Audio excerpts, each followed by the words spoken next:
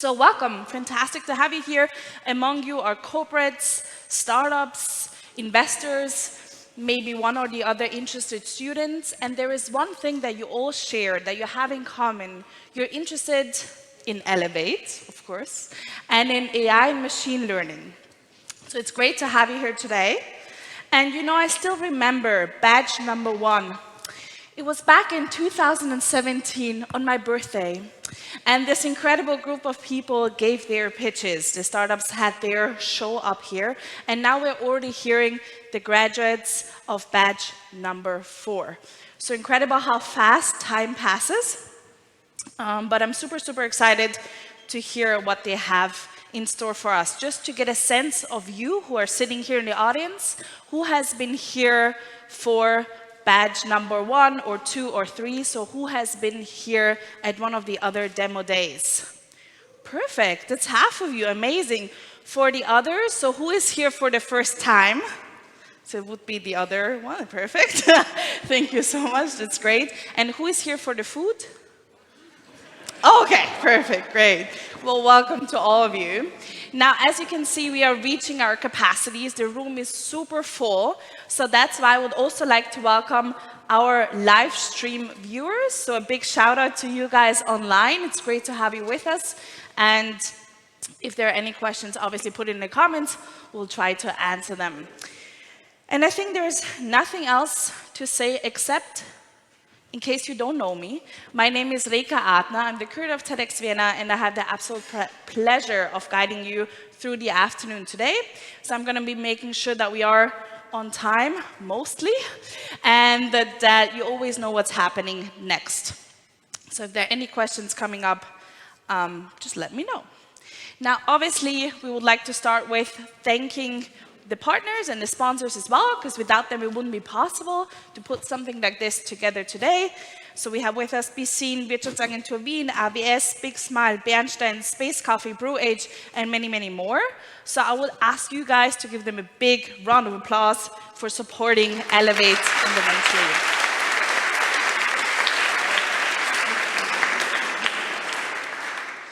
And there is another fantastic thing happening. So for the ones who have already been part of past Elevate demo days, they know that this is the first time we're in this venue. There was a venue switch, and we're in the lovely halls of the Brotfabrik. And they have been actually a fantastic partner for Elevate in the past.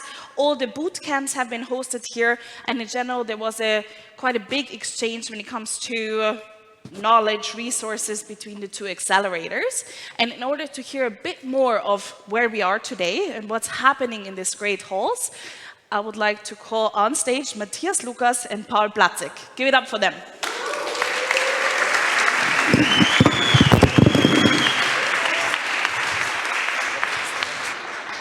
Whoa! Okay, we share. Thanks a lot, and wow, what an incredible feeling for us right now. My name is Paul Platzek.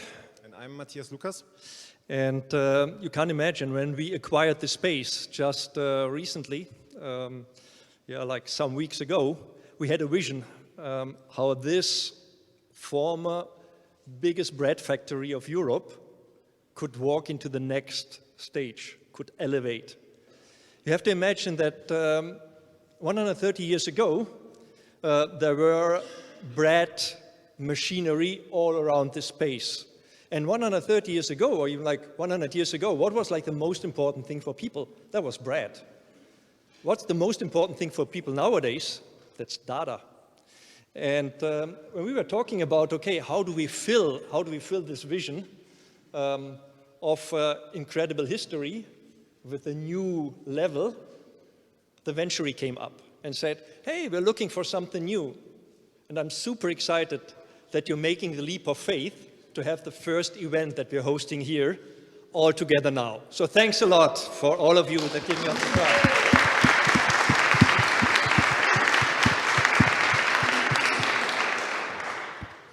Yeah, and actually you are still on a construction site, so we're not even finished with the place, as you can see and maybe even smell and feel in some ways. And we're super excited to have you here. So also from my side, thank you very much. I'm very glad that Kati came up to me and said, hey, let's do something. So we're trying out a few things today and learning. We want to learn from you. So if you have feedback, come up to us and let us know. There is some challenges here in this, but I think there's also a lot of potential in the halls. And if you want to know more about the history of how we actually started with all of this, we created a nice wall up there, open for renovation, and have a look and come up to us and talk to us if you want to know more, and we'll be happy to go over that over a beer or two. And thank you for coming, and have a wonderful evening. Right, thanks a lot. And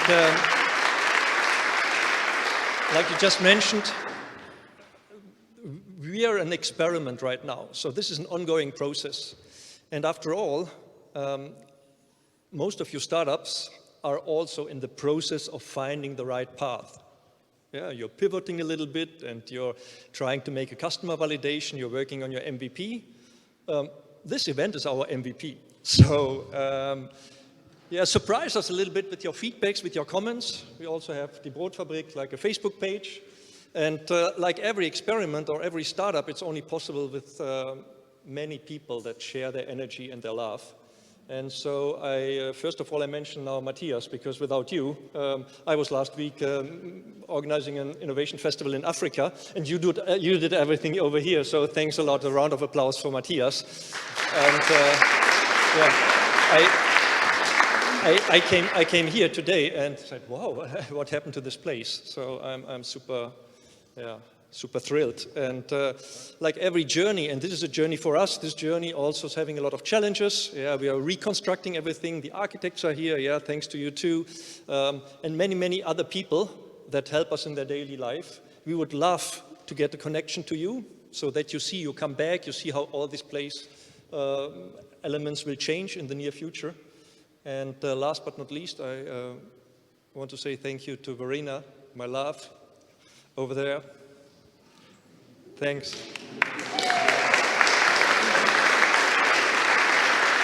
Yeah, you need good teams that just support you, and I think we stop the thing now and hand it over to you. So the floor is yours, but you have, of course, like to make communication on your own, and so I just make like a last, yeah, hello. Show us some love. Yeah, okay. Thanks a lot. Thank you. Have fun. Thank you. Perfect. Thank you so much. Thank you. Thank you, Paul. Thank you, Matthias. It's great to be here today, and we have the honor and pleasure to be part of your MVP, which we value. So if you guys have any feedback, just give it all to them. Thank you. Now probably at this stage you're wondering of who is standing behind this great event. So who is actually putting this together, and who is the kind of thought board and the mastermind behind this demo day. And for that, I would like to invite the co-founder and CEO from the Venture, Christoph Bitzner.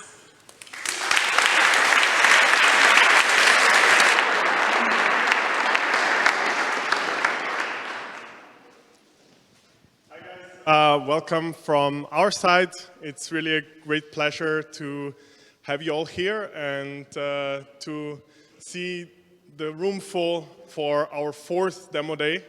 That has really been already an incredible journey for Elevate and for us as a team. So just a quick round of intro. Who are we?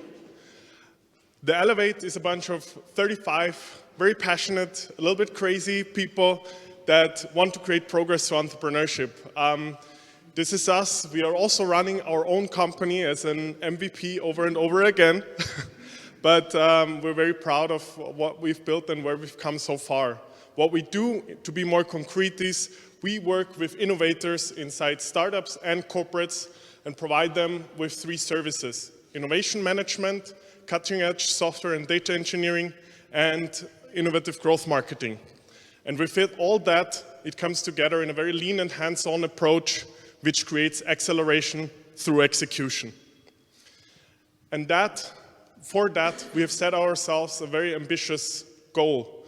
We want to become the leading partner for a new generation of innovators that create responsible solutions that make a positive contribution to society.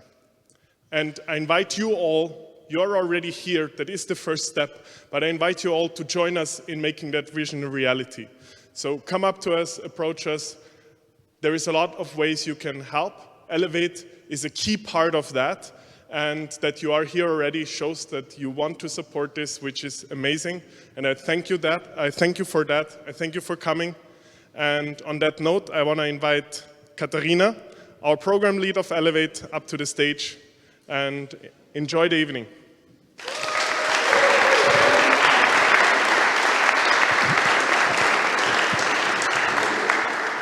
Thanks, Christoph. I'm Kathy. I'm the program manager. I've had the pleasure guiding these 5 startups today through the past 5 months, and I can't actually believe that it's already demo day. I can still see the kickoff breakfast before me.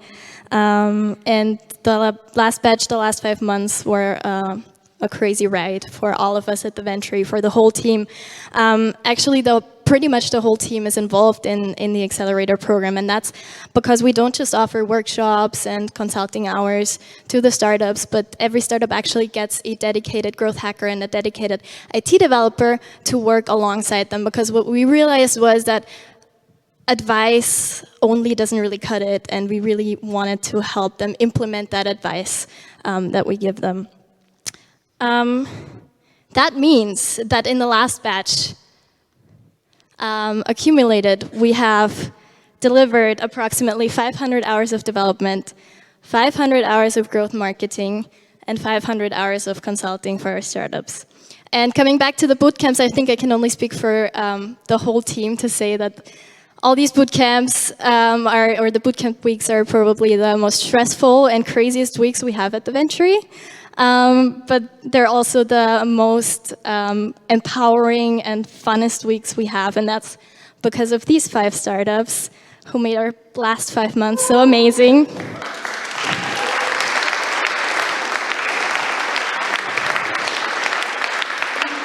They're coming from all over the world. So Fred came here every month from Brazil, Olga, Dalia from Greece, Sandra from Germany, and the eSwaps, you and Gazelle from the UK, and we also have our Austrian team here, Freilich. So yeah, super happy that you made the effort to come here. So we love our batch 4. We also love our partners. Thanks especially to Wirtschaftsagentur Wien and Austria Wirtschaftsservice for supporting our crazy dream of making this accelerator happen, for investing in the future in these AI machine learning startups. We couldn't do it without you. Also, special thanks to our team who brought the startups to where they are today. And I think I can say for the startups that our team and their tag team, as we call it, really became part of their startup family. So big round of applause to them.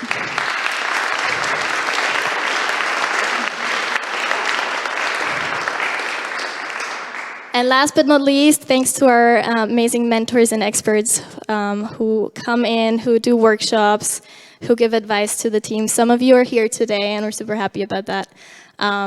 Thanks for that. And I'm going to stop thanking everybody now, and I'll let you go on and enjoy this evening. Thanks for coming, and I'll see you at the after party.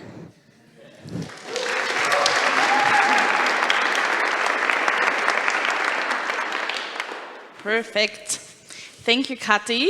Thank you for this amazing insight, Kati and Christoph, what the Venturi does. It's quite inspiring. It's inspiring to see that it has been going on for the 4th batch already, and hint, hint, it will continue. But more about this later on.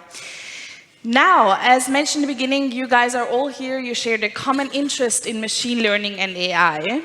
And for that, the lovely team has prepared a keynote for you on the status quo of AI and the challenges that they face, and maybe also their startups, their partners, their customers face. So please give it up for their keynote, the co-founder and head of backend and data at the Venturi, Jakob Reiter, and data engineer at the Venturi, Joshua Kunkel.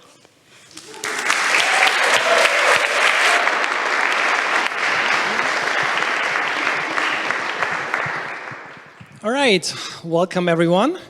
As it is customary already, I have the pleasure to give you a little update of what has happened in the field of AI, because I think it's always nice if you're not following all the steps that are happening in this crazy industry to get once a year a general update of some curated facts of what is out there. So who am I? I have the pleasure to be one of the founding partners at Daventure. I am there responsible for everything backend and data engineering. I am also the CTPO of our own venture, BotBase. If you want to know more about that, ask me. And I have the pleasure to be in the ESO committee, Joint Technical Committee 1, for the standardization of artificial intelligence. Yes, that is actually fun. So status quo briefing on artificial intelligence, and for the returning guests, if you remember my keynote from last year, I said that there is no real standard what we define as AI. Spoiler, there still isn't, right? So that's why I want to give like a 30 seconds introduction of what is the best possible definition that we came up with. And then I want to look at 3 different fields where I think last year, since the last keynote, something major happened. I want to look at strategy. I want to look at text, and I want to look at voice synthesis. Because I think there were some very interesting things that everyone should be knowing about. Good, let's dive right in. So artificial intelligence. There is artificial intelligence, a definition according to the Encyclopedia Britannica. Yes, not the Wikipedia. And as it generally is in the standardization industry, this is still the best definition we have. Let's go through it. Artificial intelligence, AI, is the ability of a digital computer or computer-controlled robot to perform tasks commonly associated with intelligent being. Yes, it can be a little bit more vague, right? So tasks commonly associated with intelligent being does not mean consciousness, it does not mean Terminator, it does not mean any of this. It means that we look at the task and then say, do we normally associate that task with some things human being or conscious beings do, right? And that obviously changes over time, because obviously the more we learn about technology, the more we learn about things that haven't been done or things that could be done in the future, and we associate more and more AI with it. So this boundary always like slightly moves. There's a funny definition out there that says AI is everything that has not been invented yet. Because if it is invented, we tend to give it a different name. We call it deep learning, we call it statistical analysis, we call it linear regressions or whatever, and it drops out of the term of what AI means. And I like that definition because it gives us this mystical thing that is very hard to define in a sense out there. Good. So now we roughly know what we're speaking about. Let's look at some updates. Strategy. Why I think strategy is so important? Because a vision without a strategy remains an illusion. Only when we have the vision where we want to go and the system is actually able to go through a strategy to that process, we tend to have something that makes actually sense. I showed this example last demo day for everyone who's remembered. Here you see a brilliant invention from Google, AlphaStar, playing the game StarCraft 2. And last demo day I reported that the AlphaStar is so good that it is becoming a good player in the field of that game. So if you don't know, StarCraft 2, it's a giant game, especially in Korea. There are giant tournaments, people filling stadiums around this. And they were able to produce an AI that is good at that game. It's a real-time strategy game, so you have to really plan on demand. There are no rounds. You really have to react to everything. Well, a couple of weeks ago, they actually presented that their AlphaStar progressed to a level that they can beat 99.8% of all the players worldwide. So within less than a year, we came from a good player to probably beating every human being on that planet in that game. And I think that really shows that we tend to think linear, but it actually goes exponential. So you might not say, Jacob, why should I care about a computer game? Why should I care about stuff that happens somewhere with some nerds? Well, let's switch out the game. Do you care now? Because if we switch the game for another real-time game where we have multiple players involved in bringing their strategy, suddenly it becomes interesting. Suddenly it becomes tangible to think about why we're doing progress there. So strategy, super important, because if the system can play along and the system can plan its move and can plan where it's going, this can give you a real advantage. Second thing, voice synthesis.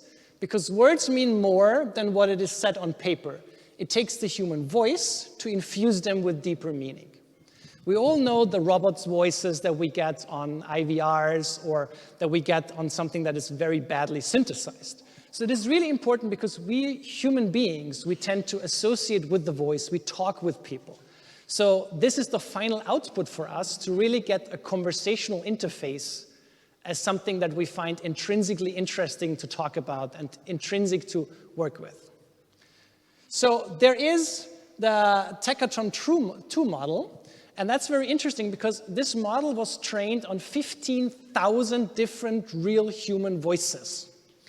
And that model is interesting because it can take a 5-second input of a real human voice and then synthesize any sentence in any length in that voice out of it. Don't believe me? I brought some examples. All right, so here's the 5-second real human voice input. The Norsemen considered the rainbow as a bridge over which the gods passed from Earth to their home in the sky.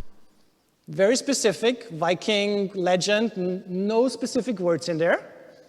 Let's see how they do on the first sentence. This is now computer generated out of that model. There are several listings for gas station. Second. Here's the forecast for the next 4 days. Now it gets a little bit difficult. This work reflects a quest for lost identity, a recuperation of an unknown past. And now super difficult. Modern birds are classified as coelurosaurs by nearly all paleontologists. That's pretty solid, right? So whenever you have a 5-second sample of a human being, you can now make that human being say anything. Just think about the implications here. Cool, so voice synthesis. Coming up, autonomous writing. I thought I'd like this, like autonomous writing, because everything is autonomous nowadays. Because a word after word after word means power, right? And here I want to talk about the GPT-2 model that was released over the last year.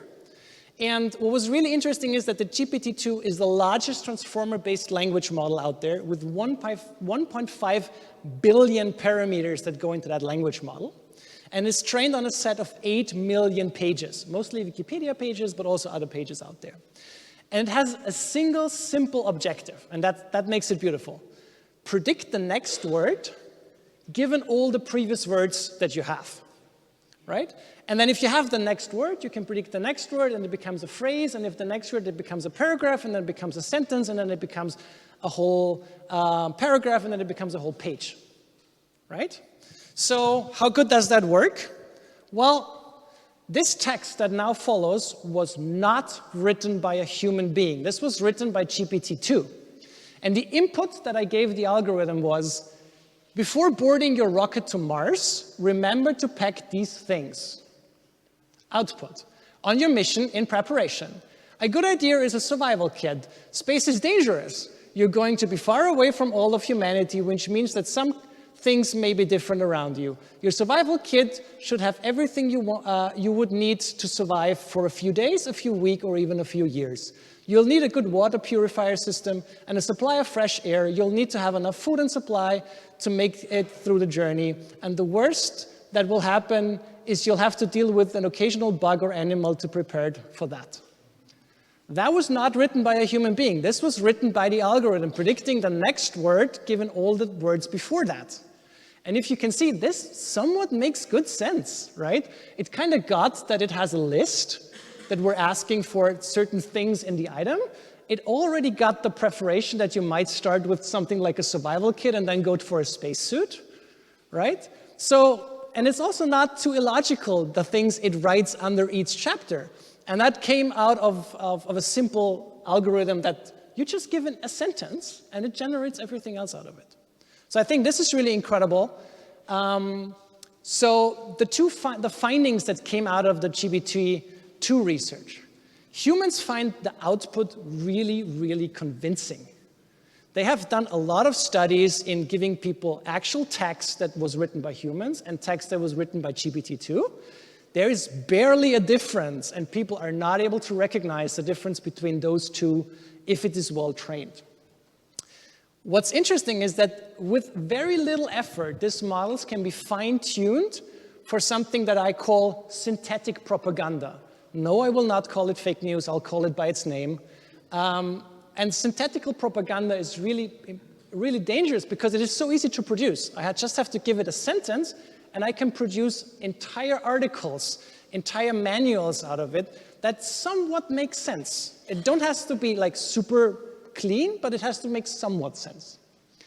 And the problem with that is we're still struggling to find a detection algorithm. Because those algorithms are so good in writing, the algorithms to protect us from that are in its infancy in terms of detecting those outliers. So we very often still need a human being to say like, oh, this is somewhat incorrect, but that obviously goes in a very different speed than what the algorithm can produce in terms of text.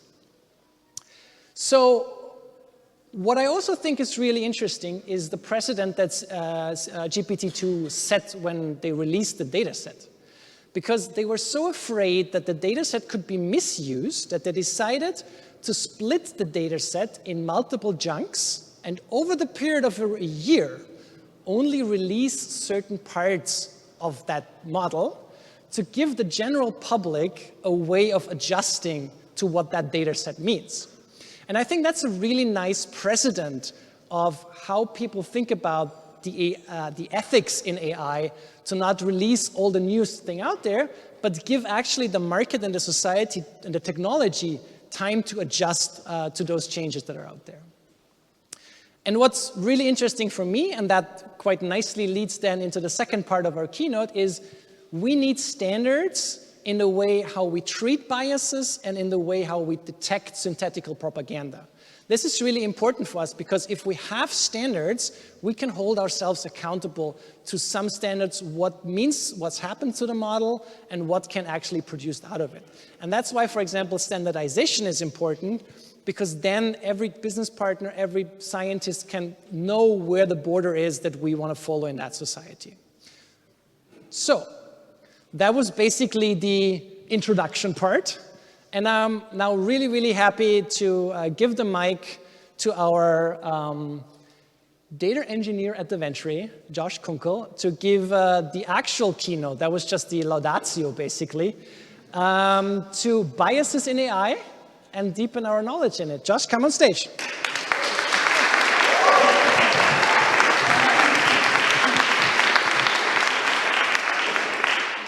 Yeah, so as Jacob mentioned, I'm going to talk about bias in AI. And we're thinking, maybe it's really the next big challenge in AI in some cases. So in AI before, the challenge really was, we need data and we need good algorithms. So we have that now. But in some cases, we're seeing that our AI is gaining biases. And of course, we don't want that. So how is that happening? Well, the problem is that AI has to learn from us. We have to provide it the data so it can behave how we want. One interesting example of this is called Tay. And so this was Microsoft's Twitter bot. It was in 2016 that they deployed it, and the idea was go out to Twitter and learn how to tweet from Twitter. Well, what happened is it quickly started making racist, sexist, offensive tweets, and they took it down. It was only up for less than a day. So what happened here? So what happened is this bot was allowed to learn from all of Twitter, very open data set, and whether accidentally or intentionally, it learned to make these offensive tweets.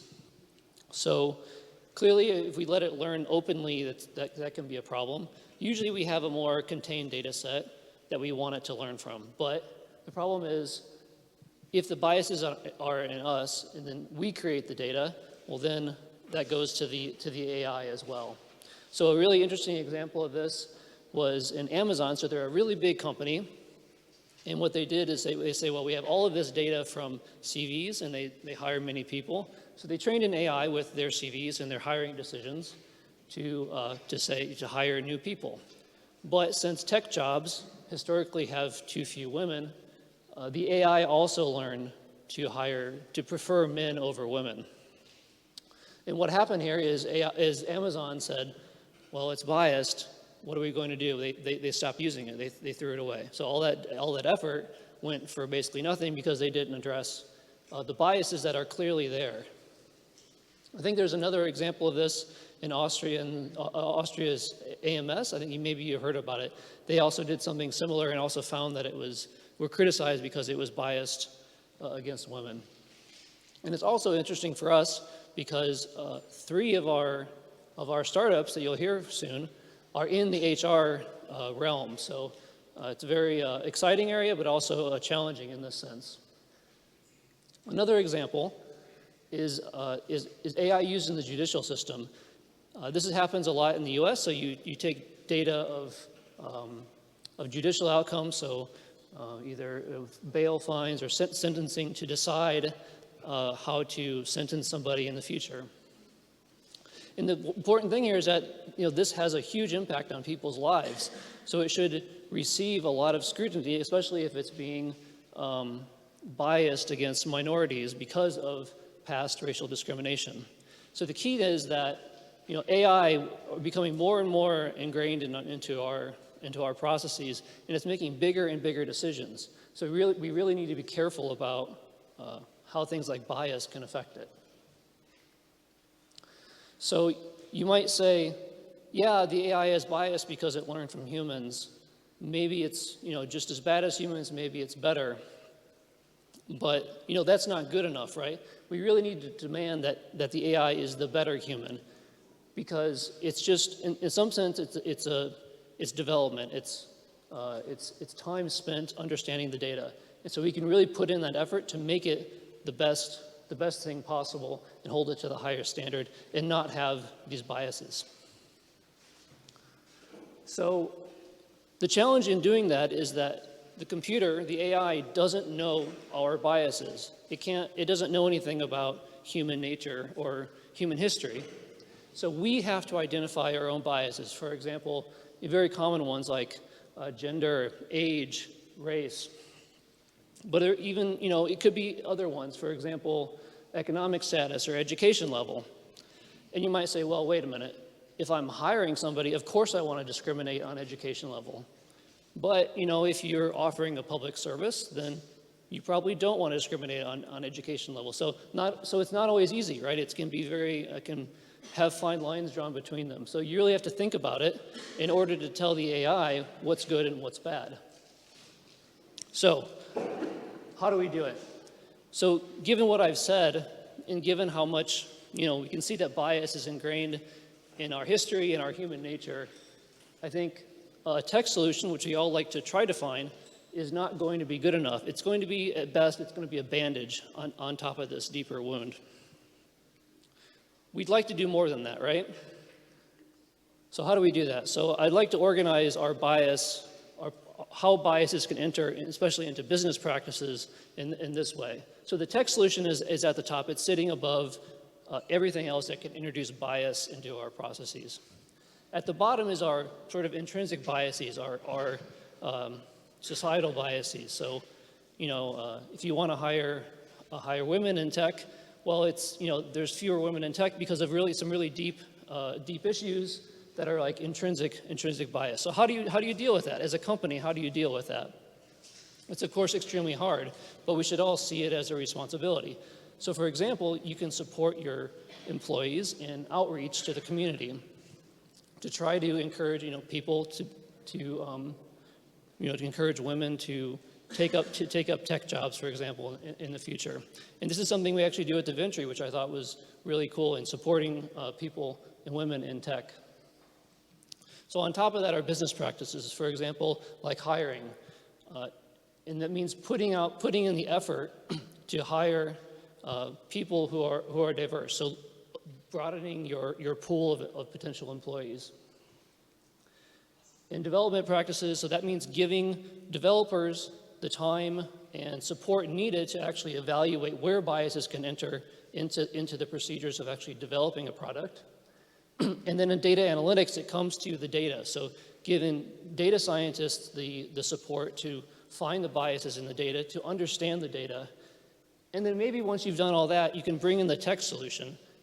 And so that allows you to correct the biases that are in the data.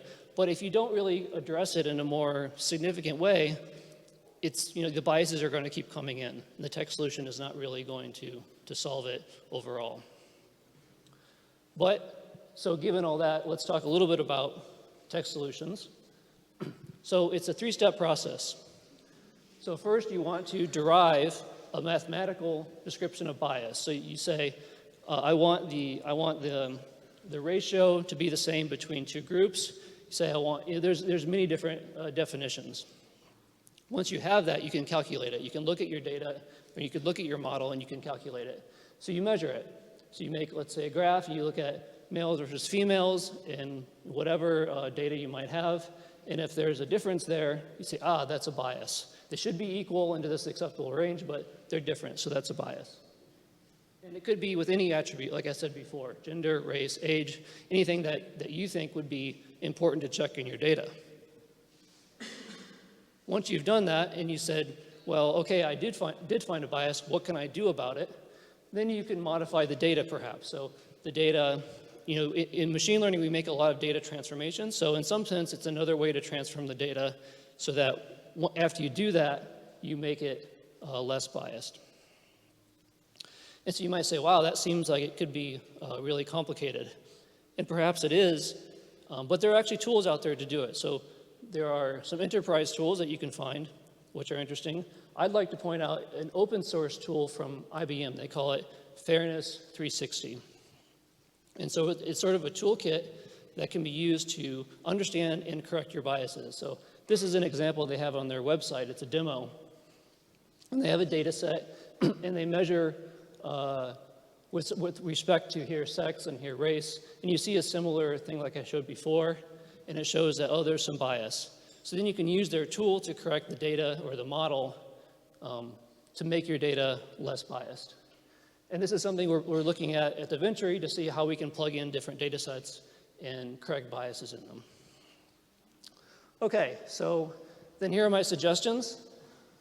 Have a diverse team and support employees in outreach, so to try to address the fundamental causes of bias.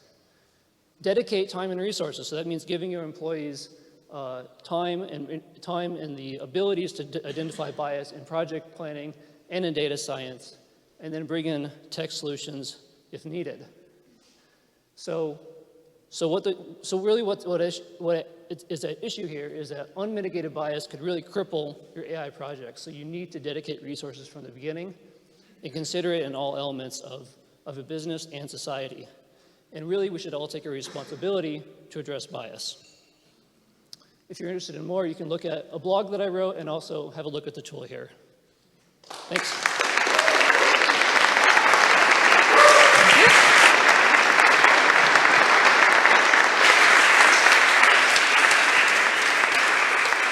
Well, perfect. Thank you, Joshua. Thank you, Jacob.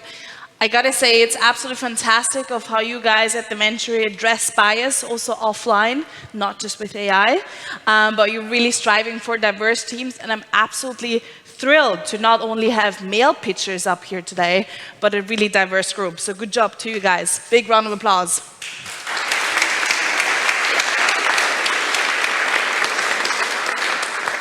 Now, I have several questions that came up from this really cool keynote, if you guys do as well. We're not going to do the Q&A now, but afterwards you will have time to catch up with Jacob and Joshua and just ask all your questions. Because we right now are moving on swiftly to our first pitch for today. And for the ones who have already been at one of our Elevate demo days, know that they like to bring back alumni who have already pitched before and kind of show the progress, what happened in the past months. And that's going to be our first pitch. So the pitch is a bit out of kind of the usual things of how we do things here, but he's just more going to go into what happened in the last half year. And for this first pitch, we have invited back Sensio. They're a provider of financial intelligence and treasury automation software solutions. And with a focus on cash flow analysis and the use of AI and machine learning, Sensio is able to help businesses, small and big, achieve greater levels of capital efficiency. Well, that sounds absolutely beautiful. And to deliver the pitch, I would like to invite on stage John Shin. Welcome.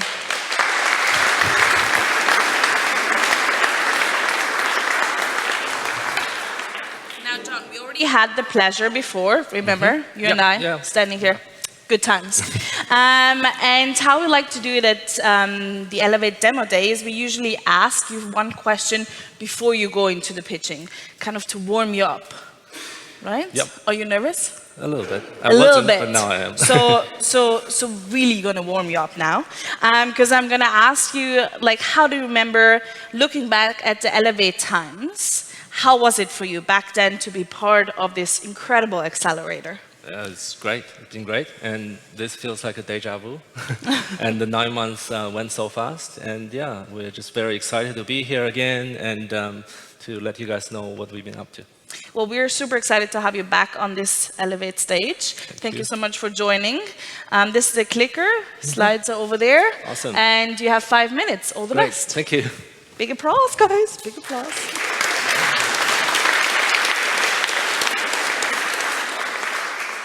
Well, good evening, guys. Boy, what a half year has been for Sensio. A lot of things happened. So first we applied FFG BASIS program, and then we got approved for over 1 million in research and development project with 700,000 funded by the FFG. We now have 7, there's a huge 7 there, just imagine there's a 7. So now we have 7 full-timers, so much better than just me and Navid flying in and out. And we're still growing.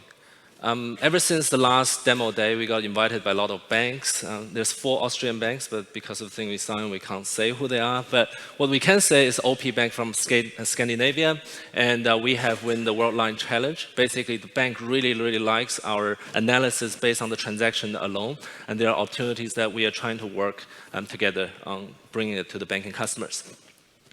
We are currently in the process of starting with some corporate project with Merck. In fact, we're going to Merck this weekend. And we have launched last time with our trial SaaS platform. And these glowing spots are the countries that we currently have a free or paid users with us right now. Today, we want to talk a little bit about management accounting, because last time we said we are a virtual CFO for small businesses, not letting them have the bookkeeping hazard and just linking directly to transactions, and we provide all these analysis.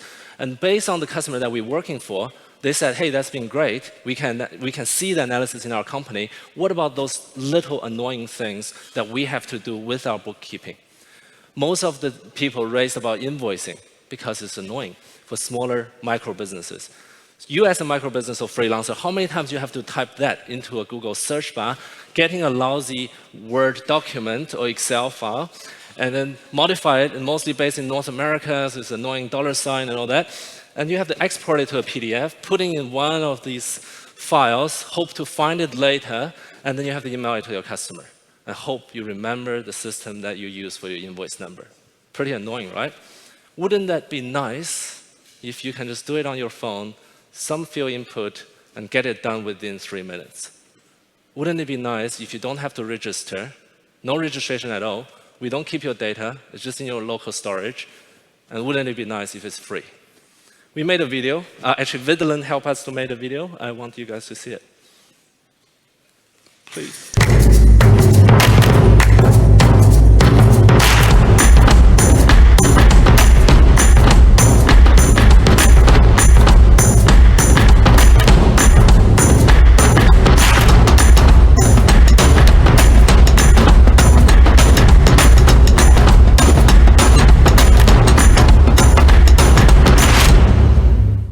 Cool. Thanks, Vidalin, for helping us to make that video. We have tried a lot of growth hacking to make the product nice and soothing for you guys. We tried in Singapore, UK, and Canada, North America, and today, this is available for anyone to try.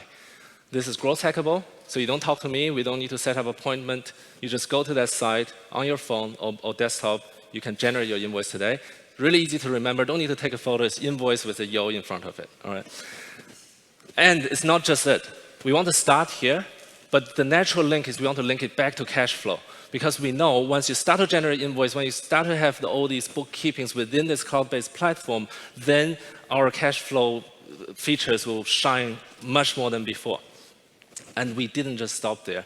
This is our greater planning of what we're going to do. We want to make every single side of bookkeeping easier. Not by doing everything, but doing the most important thing and make it so easy, so intuitive that you don't need to register, but just get it done. And the big picture is, as we talk to a lot of banks, a lot of the feature we're offering is something that banks should have. I don't want to make it an announcement today, but in next year, we're looking at exploring options for a purely corporate banking challenger bank solution.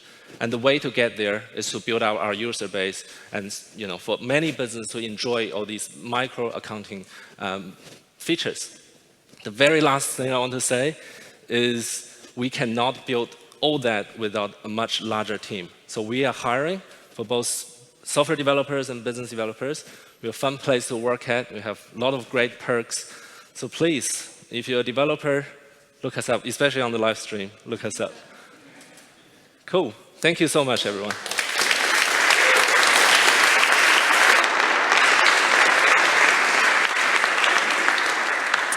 Perfect. Thank you, John.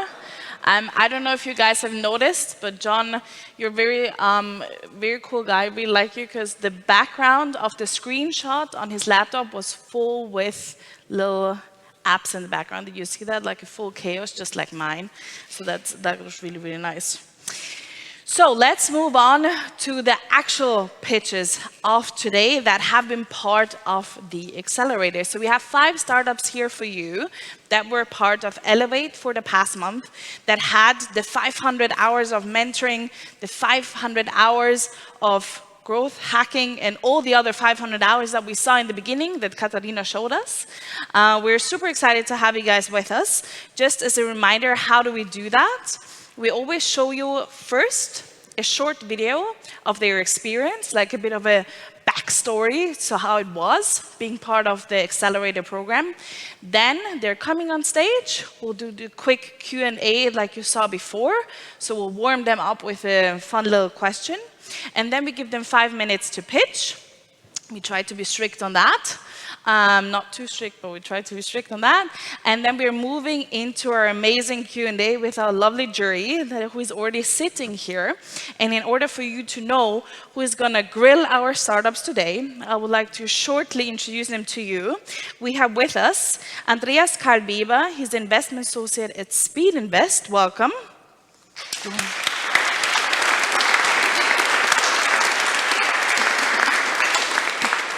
We have with us Lena Hull.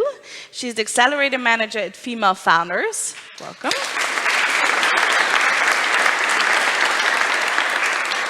And last but not least, Lauren Simbrunner, his partner at Push Ventures. Welcome.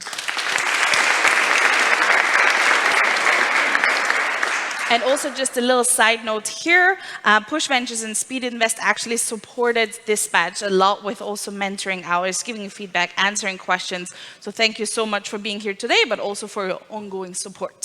Thank you guys.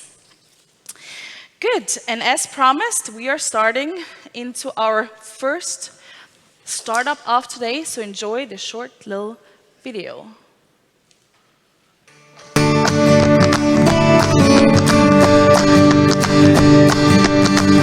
It totally motivates me that I can actually help moms, and we already helped moms, so we know of success stories to Superhelden, and this really motivates me, actually.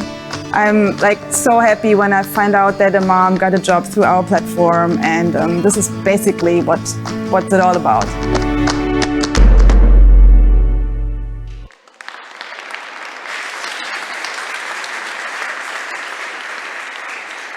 Hi. I wanted to announce you, but it's great to have you with me already. So just a short side note for the people who don't know Superhelden yet. You're running a specialized job platform with the goal to match family-friendly companies with highly qualified moms and dads in the German-speaking job market. Right. Absolutely fantastic. And welcome on stage, Sandra Westermann.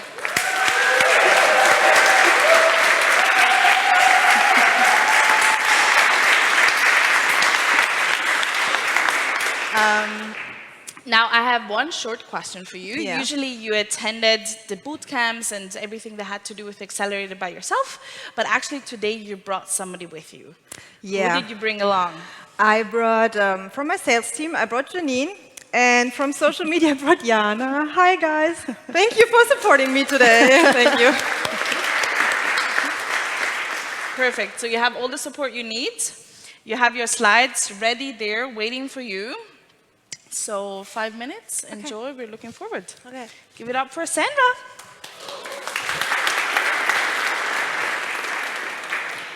First of all, good evening, Vienna. Thanks for having me here today. I'm a mom, which is the best thing that ever happened to me in my whole life. But becoming a mom, my former employer kicked me out during maternity leave. So I did what everybody's doing.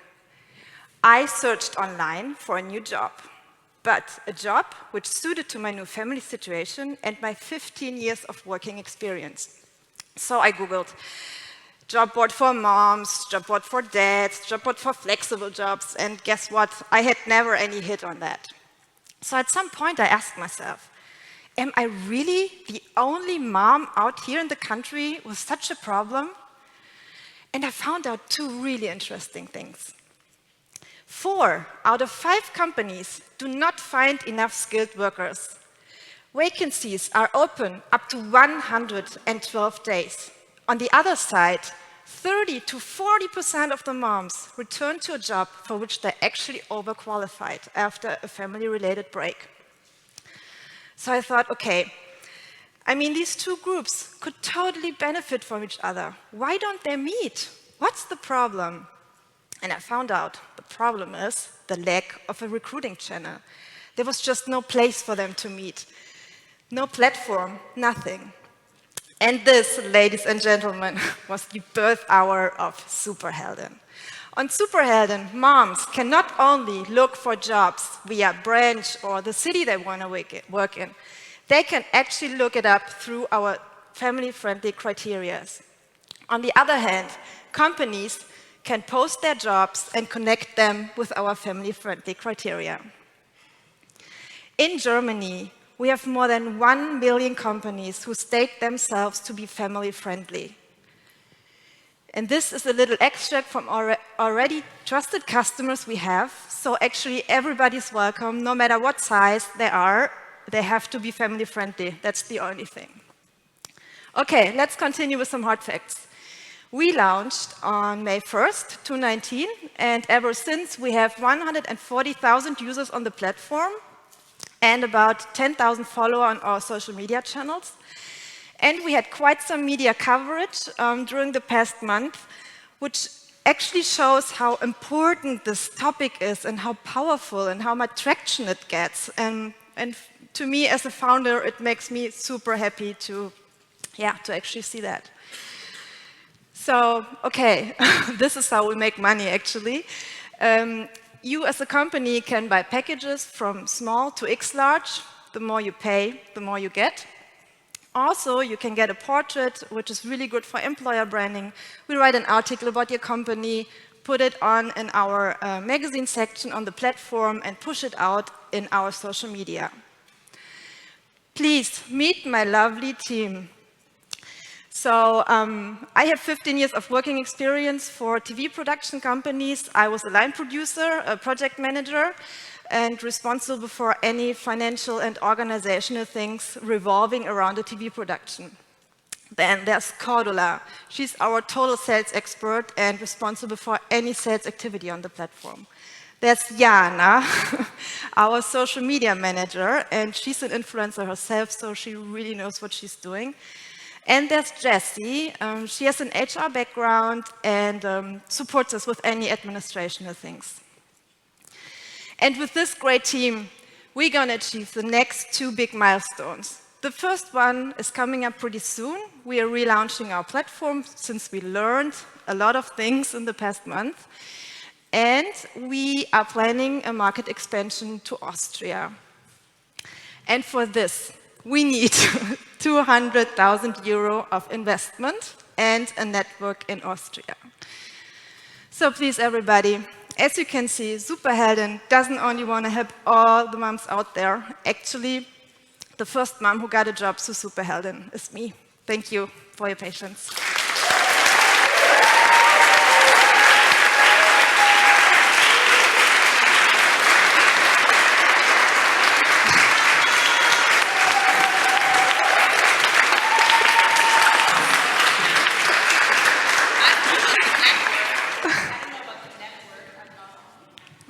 Yeah, perfect. I don't know if you already have the network, but you for sure have the fan base already in Austria. So I'm sure the expansion will go just smoothly. But now we're moving into, and I'm going to start the timer into our Q&A. So, lovely jury, who would like to go first? Lena. I go first. Thank you so much for the pitch. I really loved your energy, and I can see that you're really passionate about this topic. I wonder, because you said every company that is family friendly qualifies. What is a job that is family friendly? Well, we say the big thing is flexibility. So actually every job can be family friendly as long as you can work in a flexible working model. Like my last job was actually flexible full time.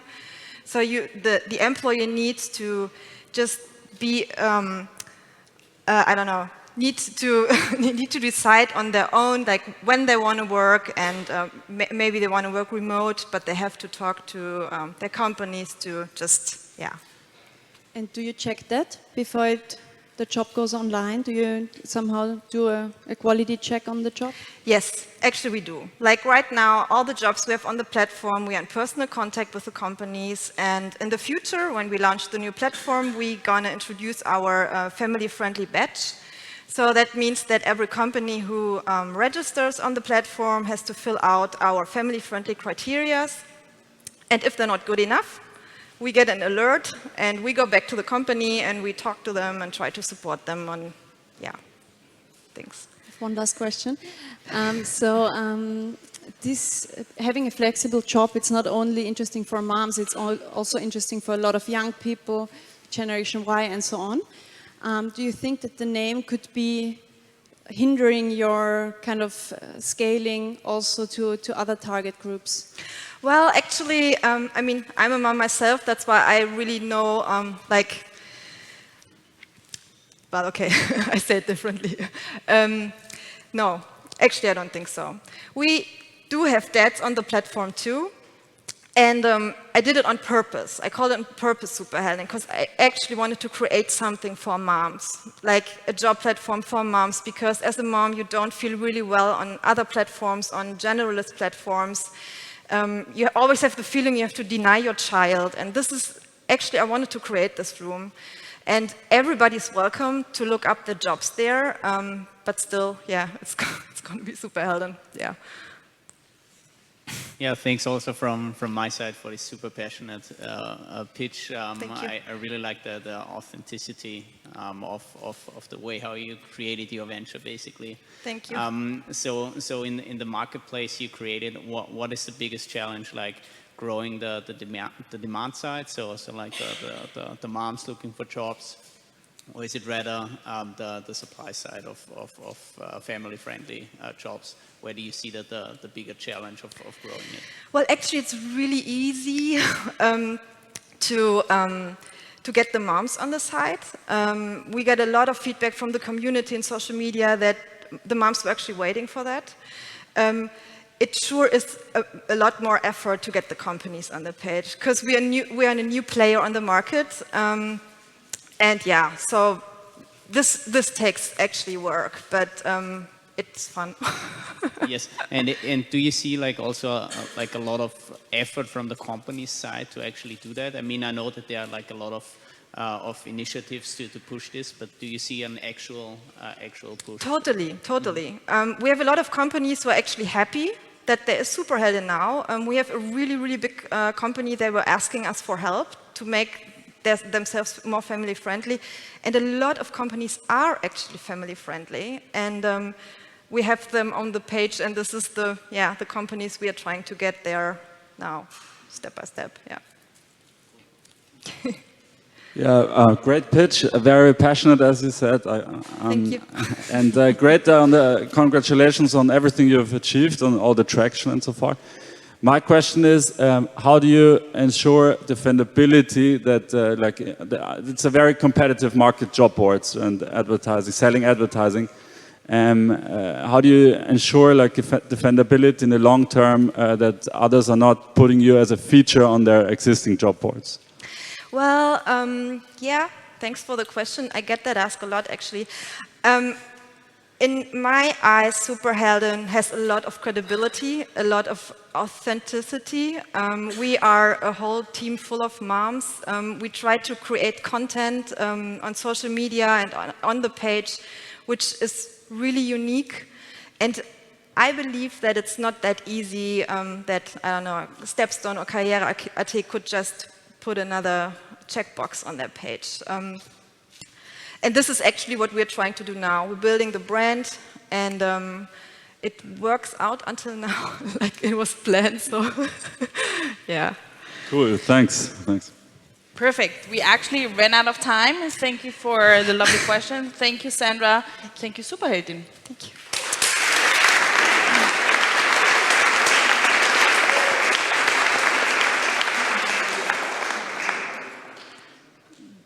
The backup slides, the famous backup slides. And now we're moving on to the video of the second startup. Enjoy.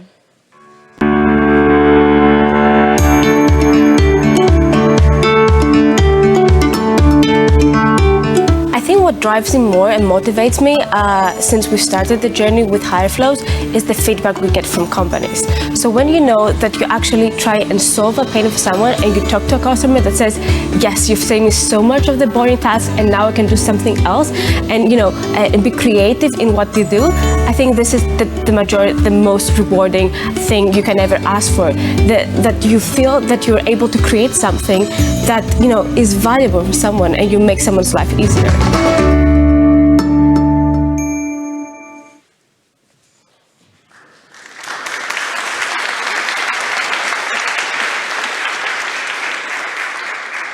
There will be a lot of clapping today, if you always clap before and after the video and in between. I love that.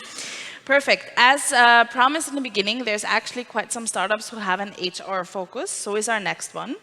They're an HR software that helps companies find the best candidate for each job description using predictive analytics and smart algorithms. And of course, they're committed to minimizing costs, and spending time should be reduced as well on hiring biases and creating accurate candidate profiling. So please welcome from HireFlows, Olga Konstantakopoulou. You got it, good, yeah. I tried. Konstantakopoulou. It's a huge name, I honestly. Perfect. Olga. Yes. It's great to have you here. Thank you. In your job, obviously, you already saw a lot of CVs. You had to screen a lot of CVs. Mm-hmm. What was the most bizarre you have ever seen so far? So yeah, it's quite a funny story. I keep telling, all my friends and also the teams here in Elevate. So once, two actually examples. Once I received a CV for a UI UX designer job, and it was full of flags, emojis, and pictures. So the guy was half Australian and half Greek, and he literally had flags of every single place or characteristics or skill he had. And I'm like, okay, a little bit overwhelming for a CV. You want to make a good impression, but maybe find something else. And the second thing is that once I saw a CV that in the computer skills it had the description "good use of internet." So I didn't hire that person after all. No? No. Well, hope we all have a good use of internet here.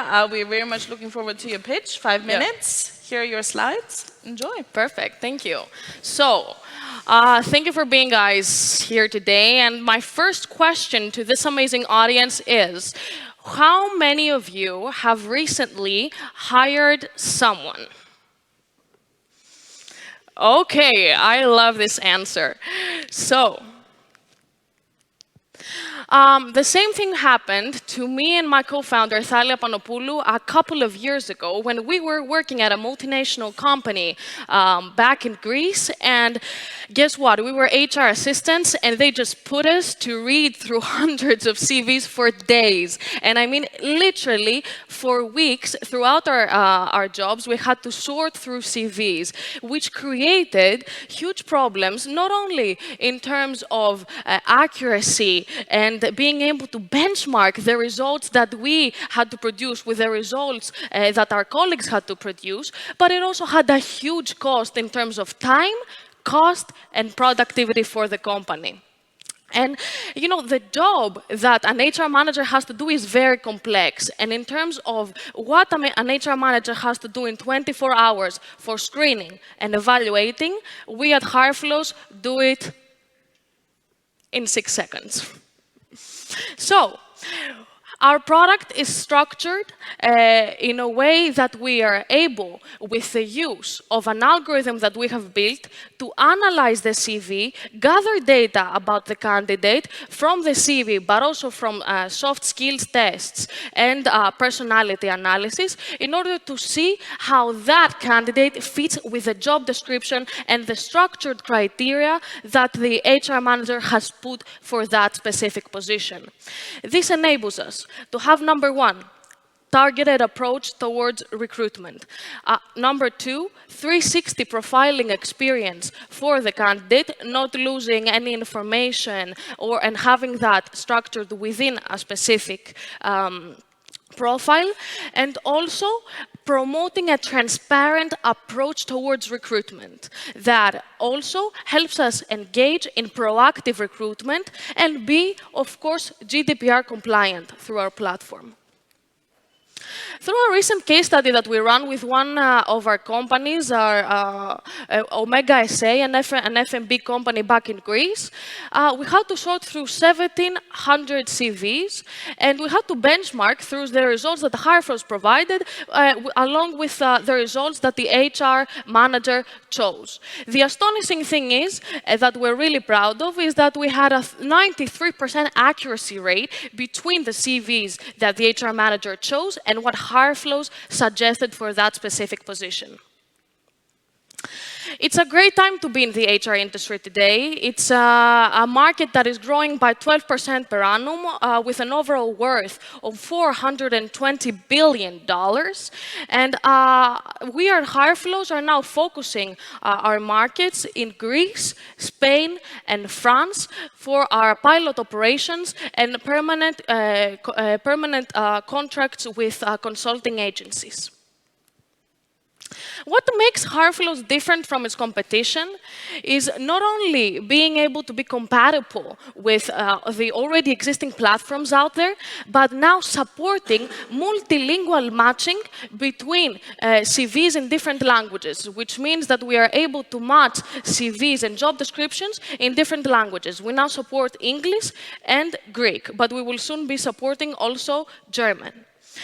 But also being able to gather data for personality, as well as using analytics and smart algorithms. We are even prouder to have processed up until today more than 5,000 CVs overall, with our 8 paid clients at the moment from all over Europe, from Portugal to Greece to even Tokyo. We operate on a software-as-a-service model that charges according to the number of positions that are live on the platform on every single month. And we are always offering also customizable features for our companies.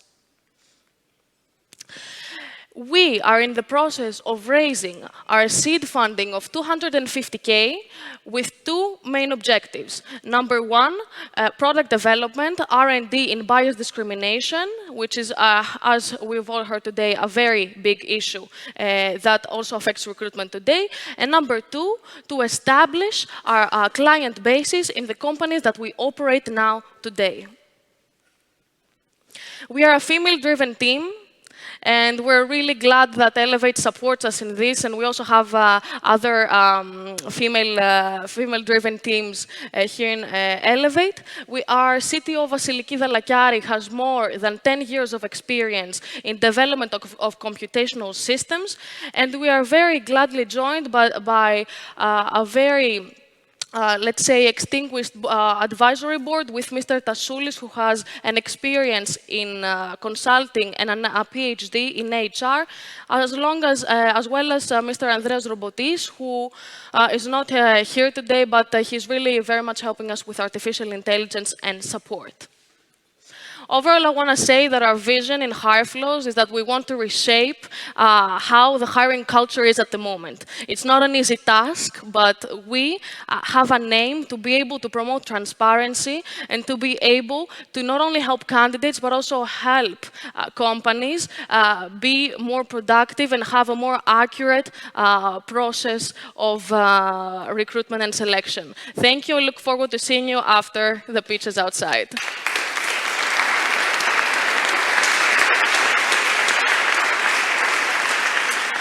Perfect. Thank you, Olga. As you mentioned, just one side note for everybody else. Olga mentioned looking forward to seeing you outside. You guys have your little stands, right? Yes, where afterwards correct. the people, if there are any questions, Correct. because right now only the jury can ask, but if you guys have any questions, then you can meet them. Yeah, let's grab a drink and, we can talk more lightly outside. Now I have somebody else standing already next to me. And now next to Olga. We also have for the Q&A with us Talia Ponopoulou. I'm sorry for the Greek names. But does it work? But does it work? I really tried. Thank you. Because I was practicing while I was sitting there, listening intently to your pitch, but also practicing your name. So let's give it to the lovely jury, trying to pronounce the names. Olga, Talia. I have a short question on the competitive landscape slide. You had, you were the only ones who could do personality AI. Can you explain what that is? Okay. So within the concept of the platform, as we said, we are not only analyzing the data from the CV, but also engaging and analyzing data from soft skills. And that is within the whole spectrum of personality AI that we are now trying to dive into more deeper, because it's a really, really interesting landscape that requires a lot of work. So at the moment, the first step that we have made towards that direction is that we have some structured, let's say, soft skills assessments that we are able to provide for the candidates, and then analyze that data and feedback in order to add it to the suggestive, let's say, percentage that we provide for the candidate. My question, or do you have a follow-up? No. Okay. My question would be about the pricing. Like if you compare that to the ROI, which you can generate for your customers, how does it look like? Especially like the prices seem kind of low. So why did you come up with these low prices and not target a higher price category? So our main customers, we've been targeting SMEs, companies, which means, again, more flexibility. And as you can see, it depends on different positions. So because our customers, we realize, may not be big corporations. And at this point, we wanted to revolutionize how SMEs do view recruiting, having in mind, of course, in the future, moving up into enterprises, and therefore that being reflected in our pricing. But for now, it's adjusted to the needs and the budget of SMEs, and especially in the countries we are operating at this moment more heavily, which is Greece, Spain, and France, which have been reflected and validated so far. So we, sorry to add up on that. On the extra customizable features such as integrations, compatibility, extra tests that we provide, this is, let's say, an upgrade for our customers. Can you give us an insight into how this matching process works? So, for example, if your Australian friend with all the flags on a CV applied for a job, how does it match this to the job? So we have two ways. right now, it's like a structured form that both the applicant as well as the HR manager has to fill, which means we guide them to which information to provide us, and they have to manually input. We have created a CV parsing technology, which is a fancy way of saying they can read a text and recognize in which field they should go into. And then the person can review and see if it's the right place or add. So it's quite a control environment in the sense of the candidate. So our friend would have to reflect what the flags mean. Okay, so it's not a CV they send in, they have to fill out a form and then you're matching. Yes, but soon we will be analyzing that ourselves and getting the data out of it. But no flags.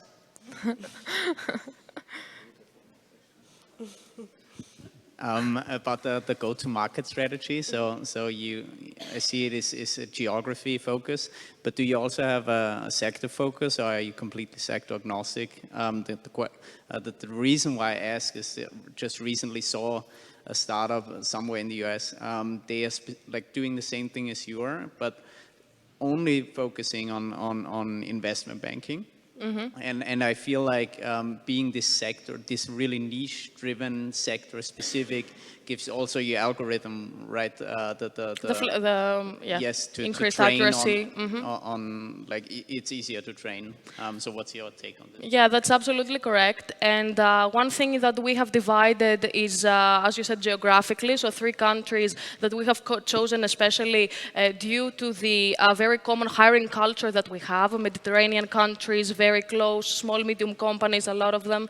But also, at the moment, we have companies in our portfolio, in our customers, from 3 specific industries, which is number 1, universities that use hire flows in their career, let's say, offices, in order to be better able to guide and match their candidates with the jobs that they receive.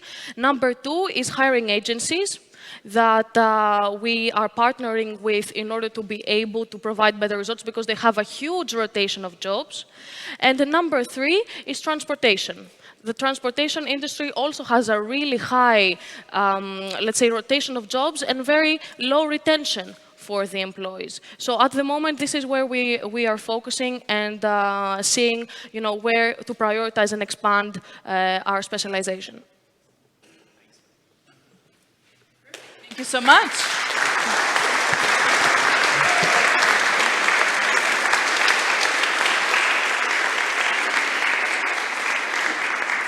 Also perfectly in time, and we are moving on to our 3rd startup.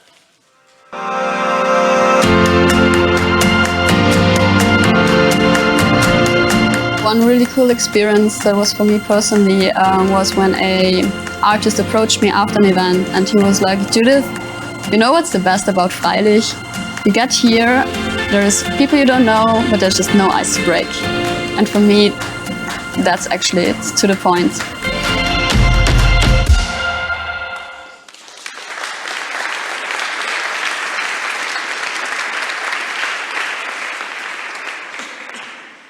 Perfect. Also for the guys who are still and girls standing there, you guys can grab a seat. There are still some here, so feel free to sit down and really enjoy the next pitch. As mentioned today, we have one startup from Austria, and that is Freilich Open Arts. They connect aspiring artists with art lovers, and with the help of their online platform, art events are being organized automatically, which made it possible for their services to reach other countries as well. So please help me welcome on stage Frank Schulleri.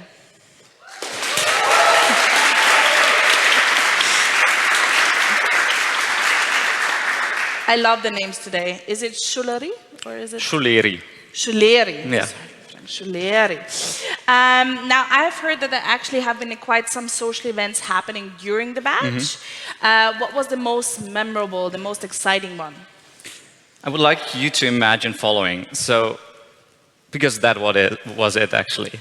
A warm summer evening, chilling with a bunch of people at the lakeside in the garden, having some barbecue drinks, and then the topping of the evening was an aspiring young artist performing for all of us live in that warm night, summer night. And that was actually the most memorable one, I would say. Wow, why didn't you bring that artist today?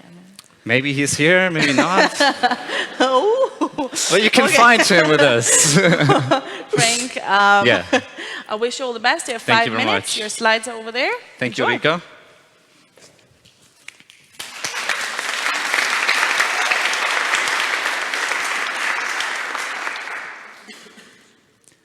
What does your typical evening look like when you go out?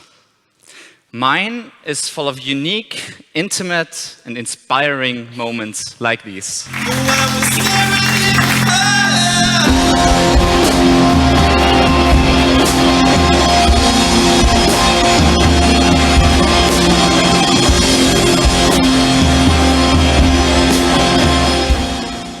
My name is Frank, and I'm a member of Freilich Open Arts. We built an online platform that connects you with a sharing community of artists and art lovers, so that you can experience art in a personal way. You know, I really love live concerts, but personally, I often cannot really enjoy them because either the tickets are too expensive or I'm cramped somewhere in the crowd, not seeing anything because everyone's holding up their phones. I also like exhibitions, but whenever I'm in a museum, I feel somehow misplaced instead of being inspired. It's a rather stiff atmosphere, and honestly, I don't know where to look at in artworks. Where are the artists that I can talk to? So together with my friend Judith, we've been thinking, why not bringing artists and their artworks into a more private and personal setting, where we can talk with them directly and also share these moments with like-minded people. And that's what we actually started doing. Judith hosted a live concert in her living room. I invited the two artists to tell his story in mine. And we inspired more people to become active and organize events in their own places. By now, our community has organized 120 sessions in 4 countries. We developed a very nice concept which makes the organization of these sessions really simple. Everyone contributes. The artist performs, the host provides the location, and the guests bring their own drinks and snacks and appreciate the artist's performance with a donation. We built a platform with which you can already now discover artists and attend, but also organize events. Artists gain more performance opportunities, can reach out to a new audience, and also get access to needed resources. We take currently 30 to 60 euros per event from the artists. With our growing user base, we can also open up to new revenue streams in the future. The global sharing economy is expected to grow to $335 billion by 2025. That's a 33% growth annually. And believe it or not, we are part of the industry which takes the biggest part, the biggest slice, which is media and entertainment. And at the same time, the art experience industry or market is really small. Either you go into those classical ways like museums or concert halls, or you consume arts alone through or online. We expand this market by breaking up the limitations and bringing publicly accessible events into private spaces. Currently, we have a 15% growth of our user base, compounded monthly. And every third of our users has already attended an event. We're about 2 events per week, and we have 96% of our tickets sold out. Yesterday, we signed the partnership agreement for our GmbH, for our limited liability company, which will be incorporated at the end of this year. For next year, we plan to gain traction, to expand in Germany and maybe even to Europe, and to reach 10,000 active users until the end of next year. We have a really committed team. Judith and me have joined full-time after our studies right away.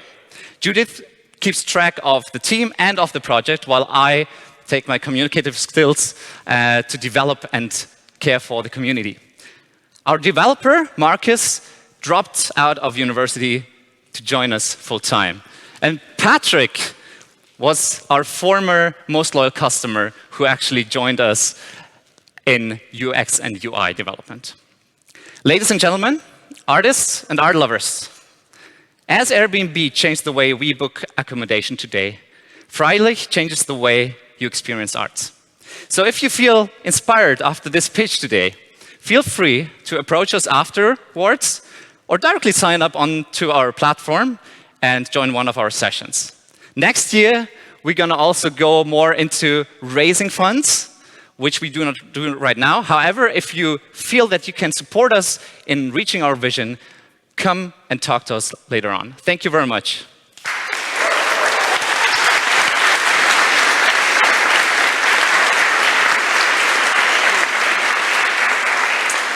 Perfect. Thank you, Frank. And you've already talked about this amazing Judith that I would also like to ask on stage. And you guys have 5 minutes with our great jury. Thank you so much for this great pitch. And I really love the product. I mean, yeah, sounds like great nights, I would say. So you said that you only charge the artists at the moment. Did you think about charging the audience also? Well, to make an additional revenue stream? We do indirectly. So our idea is to actually bring the audience to donate as much as possible to the artists, because we want to give them a shared amount of appreciation for their arts. And in the future, this might be a possibility by, for instance, going into a freemium membership model that we can introduce. However, this is only possible if we have really a certain number of users on our platform. And where do you see the biggest problem in scaling? Is that more the artist side or the host side or the audience side? So right now we're doing good and both parties rise on the same speed, which is great. The biggest challenge right now is to actually activate them. We have 90 artists on the platform, 70 hosts, and now it's all about how do we get them to be active. But it's definitely the hosts who need more attention and more convincing. That's why we now focus on the attendees, because that's the to-be hosts. And what are the ideas for activation? The strongest driver has always been word of mouth and referral. So most people really come because they enjoyed a really exciting night and then they tell 10 friends about it. And I think this is going to remain our strongest driver, and we do want to grow organically, actually. So we already touched on this, but if you look at your user acquisition channel, where do you see the you said activation? What's the biggest challenge in your user acquisition? Asking another way. I think it is to get the people, be brave and not know anybody. Just be open to experience something new in a very private space. Because as soon as they do so, they love it so much, but they for sure will come again. It's actually the first step, joining an event. So the readiness to host, we've made a research on like what our users think and what the readiness to host is before actually having attended an event and afterwards. And we saw that actually the readiness to host afterwards, having already attended an event, is really a lot higher. And then the conversion to really becoming a host is much easier, because you do not have to bring arguments like, hey, these and these are your benefits, but they actually have experienced them themselves. So I guess your churn rate is low, but do you have like a quantitative like understanding what your churn rate is right now, or is it too early for that? So we don't have too much data on a churn rate, but we can tell you that right at the moment we do have 100 new users every month, and of those 30 do actually also attend an event. And actually half of all our users who have been active, they have been active at more than 2 times. If that answers your question a bit. Thanks. I wanted to ask, like, just in the long run, like, what's the real use case? Is it private people having like hosting, or is it like company events, or because if it's such a big platform in the end, like giving like a private party, and then you sell the tickets to random people, and is it like it's not private anymore? It seems like a very word-of-mouth product now, but what's like the long-term vision on that? Because it sounds like really different if it's big or small. So our vision has always been to build like a worldwide sharing community. With, on the one hand side, providing artists the possibility to find the resources and possibilities within an active community that they need. You can imagine, for instance, an artist, and this is a real case, coming from the US and doing his first tour in Europe, having no network at all, and of course they want to play as much as often as possible, and they want to save money because they have spent a lot. So our idea is to have a community that the artist can reach out to through the platform, where he can get performance opportunities, where he can maybe also borrow like a part of equipment that he couldn't bring along, and where he might get also a possibility to sleep over at a couch or something. Thank you very much.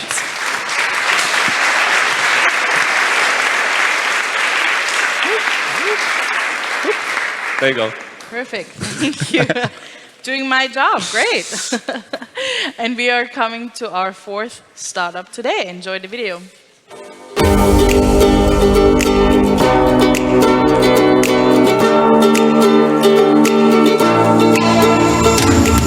My biggest motivator for working for eSwap, what drives me to work day to day, salary free, is the fact that I feel like I'm doing what I was meant to be doing.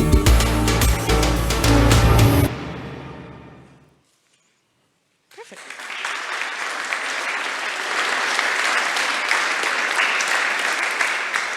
As heard in the video, our fourth pitch today is eSwap. And it's for colleagues who like to acquire and share skills with each other, because eSwap provides an online platform powered by machine learning to find optimal matches for skill swapping. For example, IT skills for marketing skills. And to deliver the pitch, I would like to welcome with a warm applause, of course, Yuen Ngo. Hi. Now, you are standing in front of incredibly skilled people. Yes. So my question to you is, what skills would you like to swap with them? Is there something that you would like to get and offer in return? Of course. So personally, I like to learn how to make coffee like a barista. And that was also the inspiration that started eSwap, because I thought if a barista could teach me that skill, I could give my marketing skill, I can help them with their website, for example, and that's how it came about. Professionally, because we are looking to expand to Austria and the DACH market, I'd like to learn German and ich spreche ein bisschen Deutsch. Good? Sehr gut, sehr gut. Dankeschön. So what we could swap with you for German is we have a variety of skills within our teams. We can share our project management skills, software engineering skill, marketing, creative. Wow, so many offers out for you guys. So if you know German, there's an opportunity to get incredible skills in return. But I think now it's time for your pitch. Thank you. Here are your slides. We're looking forward to hearing more. Now, Thank enjoy. you.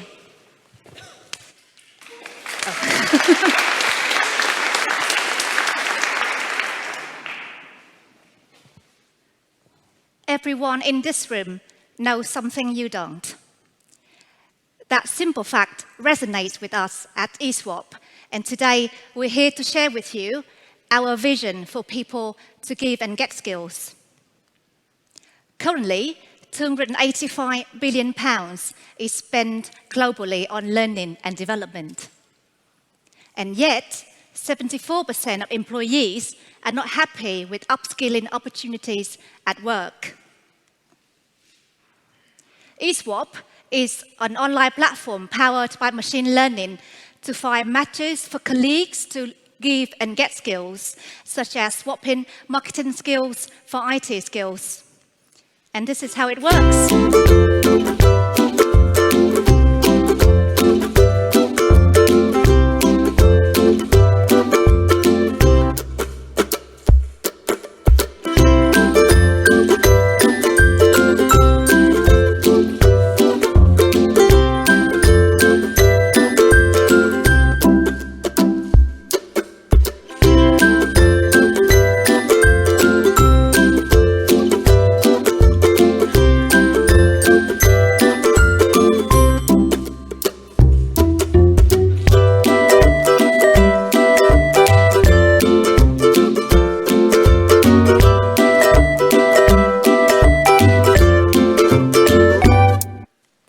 So you could see from the video that Miriam and John are swapping coding skill and photography and design skills one-on-one. And that's also the preferred learning method for employees worldwide as statistics from Statista. And you can see that on-the-job learning, hands-on learning, mentoring or coaching are preferred to other methods such as attending seminars or e-learnings. And that is the very first benefit that we offer employees. They choose the skill they like to learn and share that they truly need.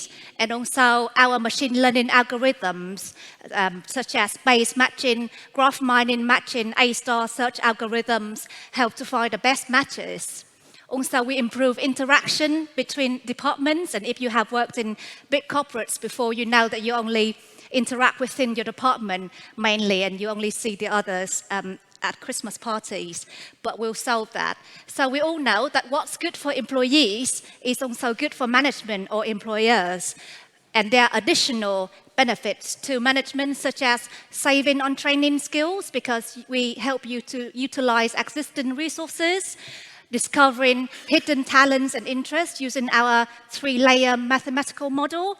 And also we offer to solve the most pressing problem in HR, which is how to identify skill gaps.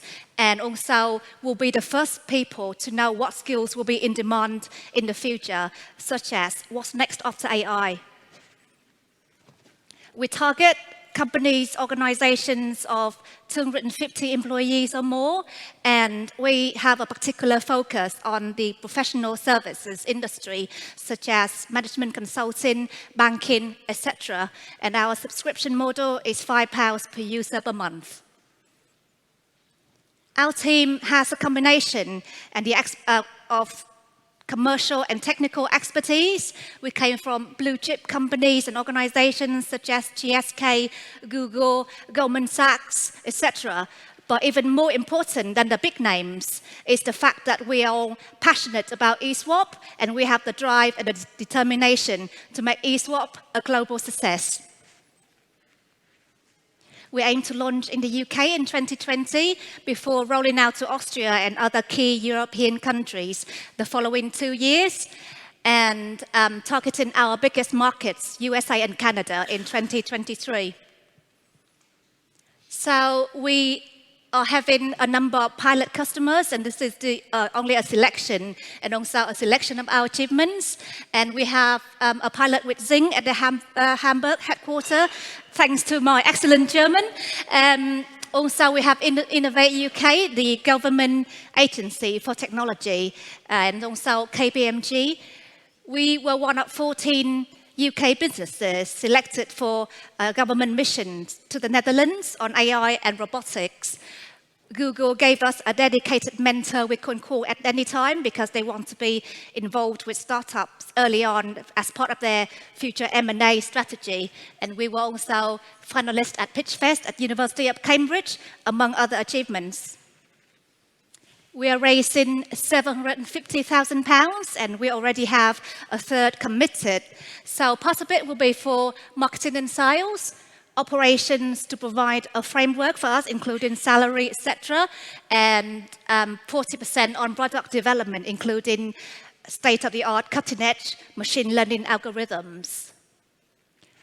In addition, we'd like to ask you to try eSwap to be the pioneer in this new form of learning for HR and development, and try eSwap at your organization. Thank you very much for the opportunity, and please look around you because you might be you might have been looking for someone with a skill, with a certain skill, and they might be right next to you. If they're not, go to eSwap.com.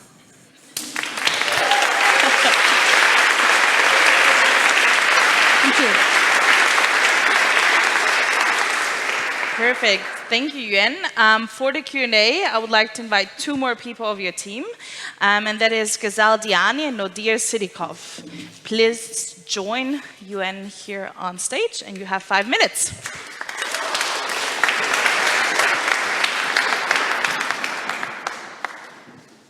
Well, thank you for the pitch. With your pilot customers, what were the most selected skills, and what was the engagement after a couple of weeks using the app? I guess it's an app or is a platform? It's a web platform Web to platform, start okay. with, but we already have a mobile platform we are developing for the future. Okay, and so what were the main use cases the people were using it for in the first tests? What skills were changed, swapped? So we are offering a variety of skills, and it could be customized to the organization if it's a large organization. So we have recommendations as well, because we have done a lot of research on the kind of skills that organizations need. And there will be soft skills such as presentation skills, negotiation skills. There will be other skills like technical, because a lot of people like to learn coding, for example, and also other skills like project management, marketing, and it could be tailor-made if it's a large enough client. But otherwise, we offer a package where you will have different skills, and some other organizations actually choose to have a category of social skills as well, but it's entirely optional. So if they want their employees to socialize with each other by teaching each other German, for example, or photography, then that can be arranged. That's the kind of skills we offer. Thank you. The competitive landscape in HR development platforms is very dense. So what are your main differentiators? Thank you for the question. We'd like to answer that. I'll just bring up the slide. So for the most part, the majority of our competitors are small European startups. So they're quite localized in their area. Not a single one of them focuses on skill sharing. And the majority of those, they provide a mixture of different services, such as swapping coffee and things like that. So we focus on skills. That's what we're good at, and that's what we focus on. The only company rather, up there that has a global reach is Skillsoft. However, they're not our direct competitor. They provide online learning. So what's crucial for us is face-to-face learning. That's most engaging. That's what we focus on. However, the reason we've included them there is because we'd like to learn from their customer acquisition strategy.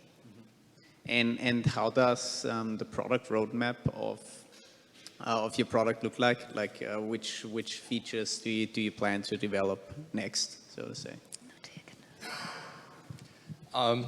In the future, we will be implementing additional machine learning algorithms. Right now, we're using Bayesian algorithm to actually maximize the potential matches between users of the web platform. So it uses a sophisticated Bayesian algorithm to develop, to develop probabilistic graph model, and using this model, we run searches, and as a result, we receive a list of potential matches, and we're going to extend this algorithm in the future, and we're going to implement other remaining algorithms like a search algorithm, as well as graph mining algorithms to our product. Is this a pure B2B product now, or also B2C? So our focus is B2B. That's what we're focusing on at the moment within organizations. Something that we're looking at for the future is B2C. So say you'd like to learn piano lessons, and in exchange you can teach someone, you can do someone's accounting for them. That's something that we'd like to do in the future. But for the moment, we are dedicated to B2B. That's a way that we can acquire users very easily. So you have one decision maker, but all of a sudden you can acquire a few thousand users. And the hope is that in the future, it's these same users that will be our evangelists, the early adopters of the B2C. But as I say, we're completely focused on B2B for the moment. And when we do B2C, I can finally learn how to make coffee professionally. That was my next question. So if I get your product as a company, can I say what exactly the skills are that I want my employees to learn? Or could I also say, okay, you can type in anything and from whatever? Or is there special categories that they need to choose? So the main advantage of the eSwap platform is that it's fully customizable by the organization. So it's down to you as an organization if you'd like your employees to share professional skills and social skills, or if you'd just like one or the other. So from our research, we found a number of organizations that actually really value collaboration within their teams, interaction, and have well-being at their core. And for them, it's key to have the social skills. But for others, they want to focus on specific professional skills. So it's a tailor-made solution based on what the organization wants. Did you also consider, sorry, one last, it's a yes or no question. Did you also consider doing an API for intranets that companies already have? Because this could be an interesting... Yes, in the future we'll be developing... Sorry, what's that? Oh, yes or no? Very good. Well, thank you so much to the team of eSwap. Thank you, guys. and please meet us at the stand.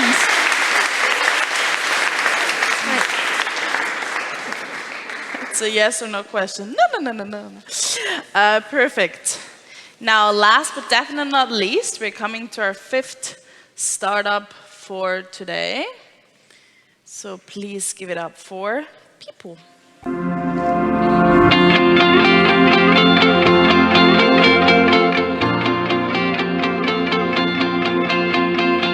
What I love the most about People is how we help someone to find like the perfect job, and also how we help someone who's given opportunities to have the ability to chat and to give a human experience to a candidate, not treating it as a number or as a form, but actually building up conversations.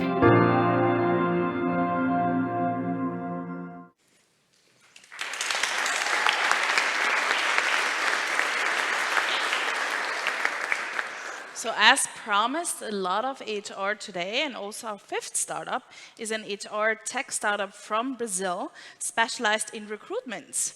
And through an innovative approach to talent acquisition, People helps companies of any size to track, chat, and select the best candidates, right? So let's see how you're going to do that. Please welcome on stage Fred Gallo. Yeah. Hello.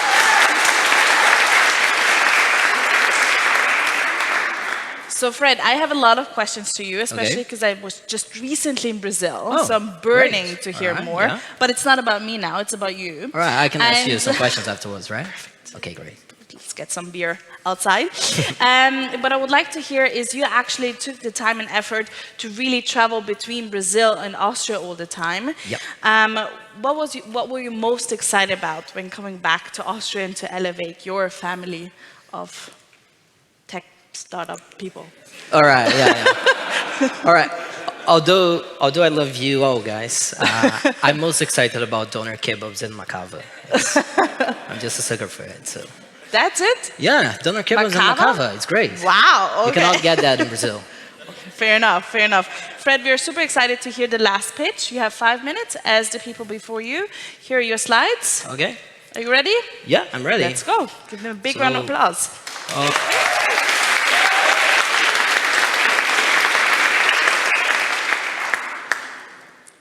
Guten Abend, Vienna. That's as much as my German goes. So as I was presented before, my name is Fred Gallo, and I'm the CEO of People. I'd like to start with that. Did you know that 73% of people are willing to change jobs if given the opportunity? But did you know that only 17% of those are actively applying for positions? And why is that happening? Well, candidate experience is the one to blame. It's basically not great right now. They have to face long bureaucratic forms that tell nothing about them. They also need to go to skill tests that not really show you as a professional, right? And also, every time you find a new job, you have to go through an online platform and register, and you almost always forget your password, right? Not to mention that most companies, they tend to neglect where really talented is, and they only focus on traditional channels, whilst they should be using the entire internet as their recruiting platforms. That's why People helps companies to attract, chat, and select the best candidates. And how do we do that? It's easy. We start with attraction. We use hyper-segmented ads on major social media. So let's say you're someone who just loves dog. You're a developer. Why not work at Dog Hero? After you click on the ad, you go to a chatbot that will sell you the employer brand. So you see that we also love dogs here. And we will have you to learn more about the company or apply straight to the job. Once you finish the interview with the chatbot, every profile is sent through an ATS, that's an applicant tracking system, where companies can use smart parameters to find the best suiting candidates based on what they have chatted with the chatbot. Our business model is quite simple. Every new position accounts for a new bot. That goes for 90 euros. That's for a whole month with unlimited intervals. If you want that position to keep running the next month, it's easy. You can just pay half the price and you stop it at any time. 1 month only, unlimited interviews. And if you want to boost that position and have more people in your talent pool, you can start campaigns with as little as 45 euros a week. And we have already proved that with that amount of money, you get enough qualified people.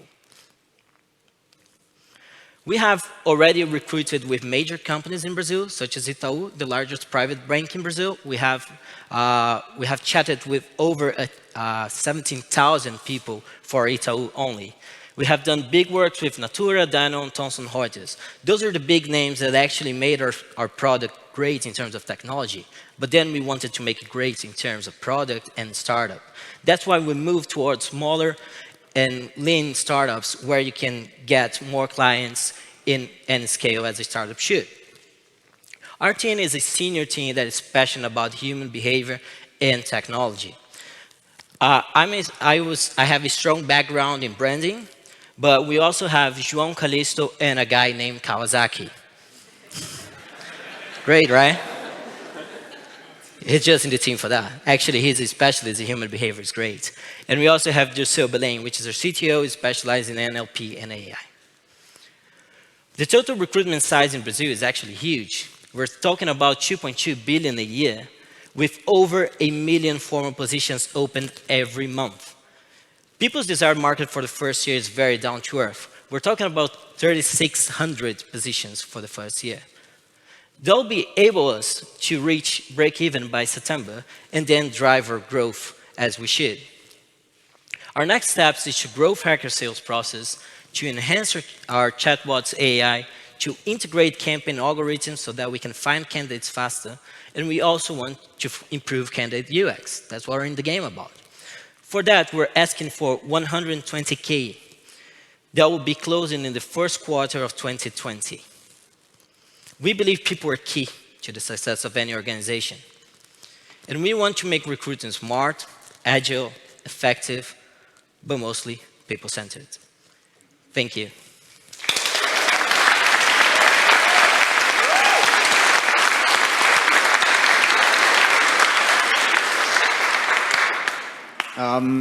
I think I haven't fully understood like how it works. So if I'm applying at a company through your platform, I would talk to a bot first. Is that correct?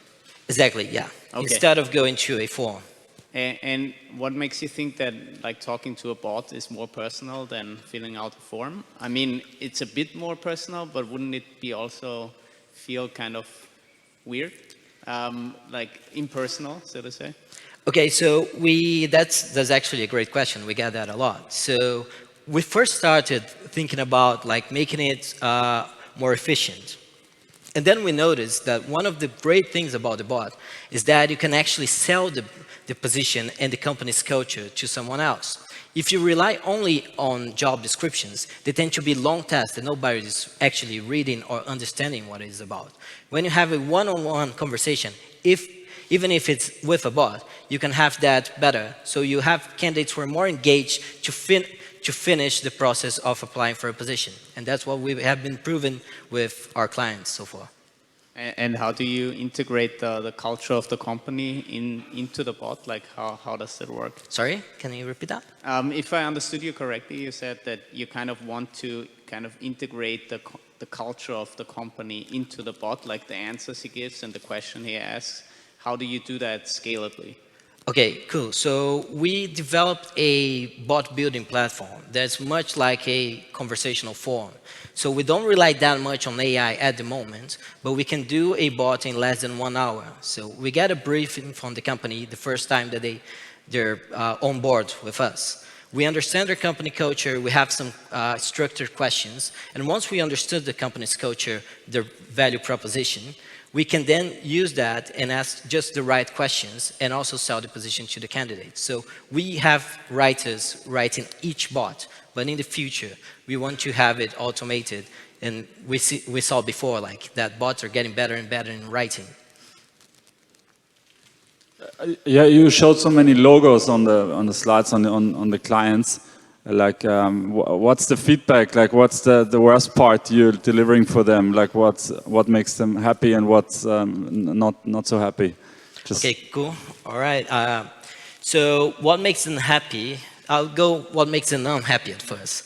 What makes them unhappy sometimes is that they get frustrated that people will not be wanting to work at their company because they're not transparent enough.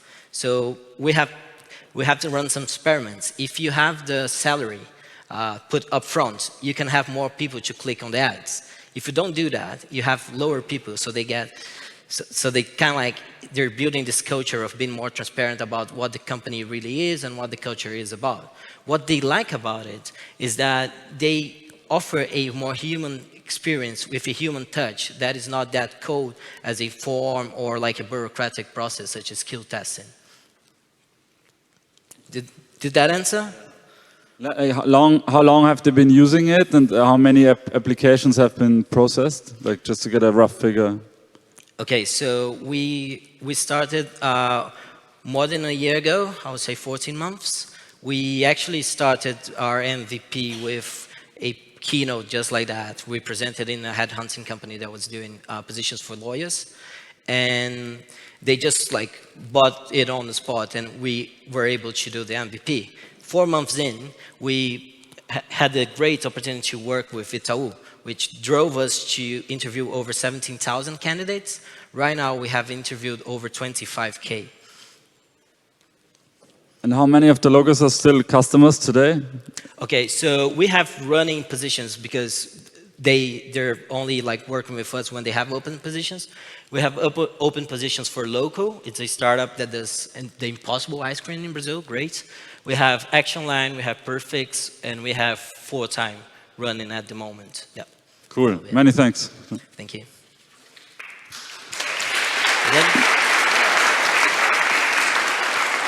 Can I check him? Absolutely. We have time for one more question. Just awesome. How much effort is it to put a job ad on your platform from the company side? Because you said you need to program the bot and so on. How much more is there to make sure that your product really works for my company? Okay, so what we've been doing as our sales process is that every time you have a new open position, we do a quick 30 minutes call to understand your job description. So it's a very personal level, but at the same time, it's a structured call. So we can do it at a bit of scale. Of course, we're getting it better and better. Normally, it takes these 30-minute calls, and then we have our UX writer to write the bot. That takes over an hour, and then we do the ads. When we get the job description, we also get the profile that we'll be searching when doing the ads. So this whole process is not that much time-consuming or like human-consuming. Yeah. Thank you. Perfect. Thank you. Thank you, Fred. Thank you. Thank you. You are officially released. Thank you so much. Wow, we actually made it. That was our 5th startup of the last batch, our 6th startup to pitch today. And obviously, now I know I'm the last person standing between you and your snacks and drinks, but we do want to say some thank yous. And as you already saw on the next slide, also we would like to announce that the next batch is already starting in the beginning of 2020. So please stay tuned for the kickoff breakfast to meet the amazing batch number 5. Who is excited?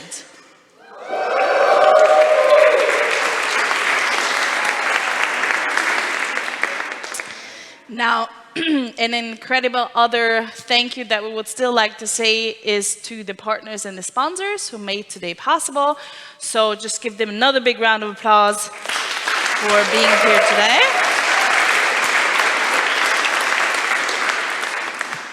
Then who definitely needs another round of applause are the incredible startups and teams that put a lot of effort and time into preparing today's pitches, into working on their startups for the past months.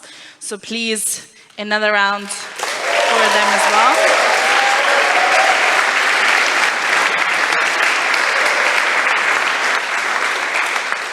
Then we have the incredible mentors who supported this journey along the way, and the lovely jury who was here today as well. Yes, so we obviously have something for you guys. This is the first year that everybody gets flowers, since we're not biased. It's all about here. gender equality. You guys.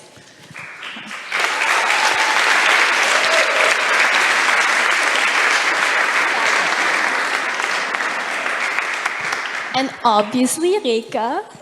We're so happy that you joined our journey from the first moment on, and we're moderating all the demo days up until now. We're looking forward to batch 5 demo day. Me too. With you. So thank you very much. Thank you so much. Thank you so much.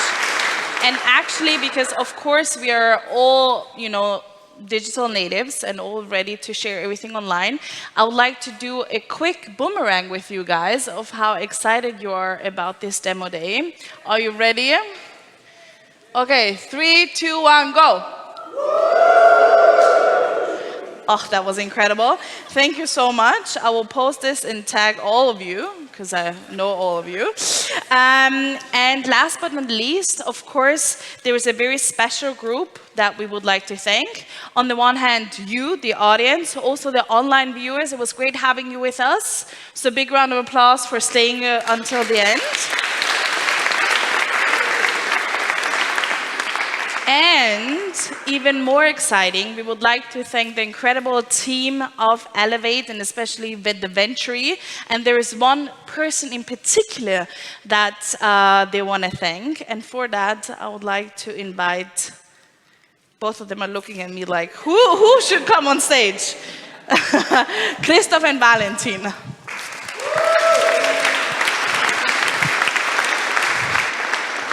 So as you all know, this day wouldn't be possible with the glue that holds it all together. So a big round of applause for Kati, please.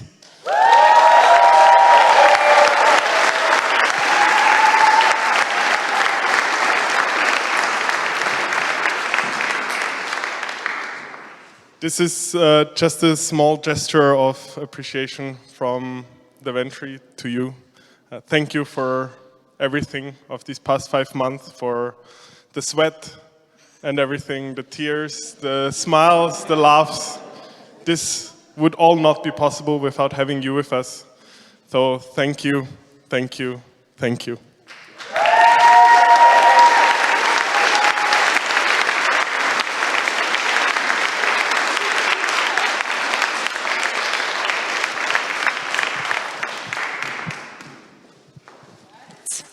Thank you, Kati.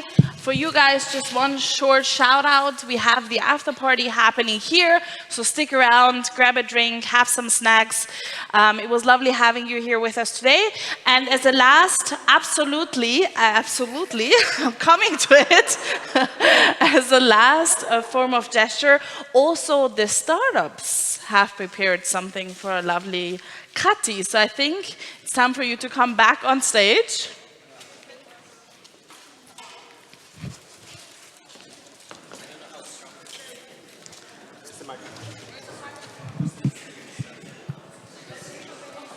Kati? Is it on? Ah, yeah, okay. Yes, everybody come on stage, please. Kati, I think I can speak for all of us when I say that we kind of all fell in love with you in the last month. Thank you so much for your work, your effort, and that you're always there for us, and especially for making feel us that we're all the next unicorns. Thank you. And we have a big little something for you. There's something in it, actually.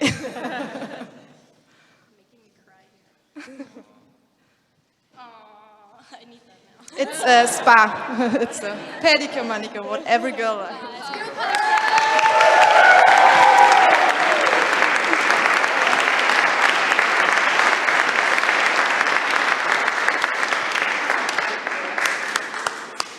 Perfect. Stay on stage, guys. You are allowed to go and have drinks and food. The team, the startups, please come on stage for the yearly team picture.